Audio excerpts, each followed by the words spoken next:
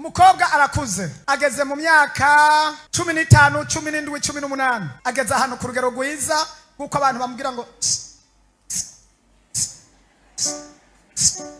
ibere riraha ari kuri taye nziza. Noneho rero batanguye kumubaza, umwe akamubaza, undi akamubaza, undi akamubaza, undi akamubaza, nipfuza kugupropoza ko twobana, ko twosubira. Umukobwa atagira ubwenge rero, yabuze ubwenge.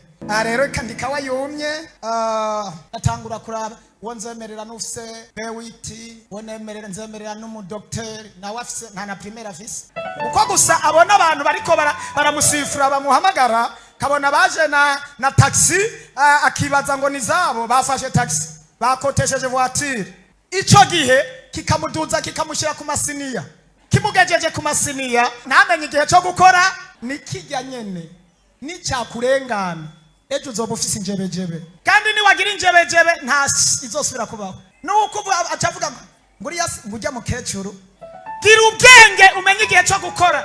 Igihe kigeze, senga Imana usiguze. Mwaba batatu baje, uwanje n'uwuhe, ukuri n'uwuhe, tangura ukoresha ubwenge rero. Nturaba amavewiti, raba ufise yereko.